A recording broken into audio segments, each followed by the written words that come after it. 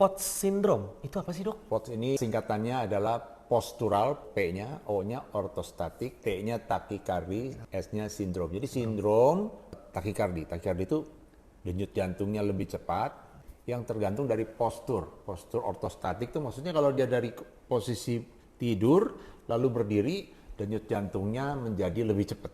Nah, pada umumnya memang kalau kita tiduran, terus tiba-tiba berdiri, itu denyut jantung kita memang akan meningkat. Iya. Jadi kita umumnya denyut jantung kita tuh 70, 80, nanti kalau kita berdiri itu naiklah denyut jantungnya sekitar 10 sampai 15 kali denyutnya. Tapi nggak lama-lama, nanti kalau berdiri udah berapa detik, nanti dia akan reset lagi, balik lagi stabil seperti yang seharusnya. Nah, pada orang yang punya POTS syndrome ini, waktu dia berdiri itu, denyut jantungnya bisa naik 30 sampai 50 kali, bahkan bisa lebih tinggi dari itu dan bisa bikin dia kayak dizzy gitu, kayak mau jatuh, kayak lemas ya. Dan sebagian juga kadang-kadang disertai juga dengan tensinya agak turun begitu. Nah, kenapa bisa begitu? Ini karena imbalance dari neurologi ya, hormon-hormon yang di dalam tubuh yang mengatur sehingga si pembuluh darahnya itu kayak terlalu rileks begitu. Nah, itu makanya cara mengatasinya biasanya harus cukup cairan. Konsumsi garam ditingkatkan begitu, disuruh olahraga, exercise yang aerobik, kemudian juga pakai pakaian yang agak lebih ketat di bagian bawah supaya ngepres begitu, supaya pembuluhnya nggak terlalu longgar gitu ya.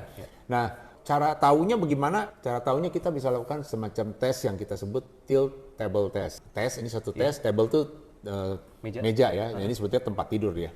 Tilt itu sebetulnya tilt itu dimiring-miringkan begitu. Jadi tesnya pasiennya ditidurkan di tempat tidur begitu, dalam kondisi begini, lalu ditegakkan. Waktu tidur dihitung tensinya, nadinya berapa, nanti akan dihitung lagi tensi nadinya berapa. Ya kalau naiknya seperti yang kriteria tadi, lebih dari 50 kali, 30 sampai 50 kali itu, ya ini POTS syndrome.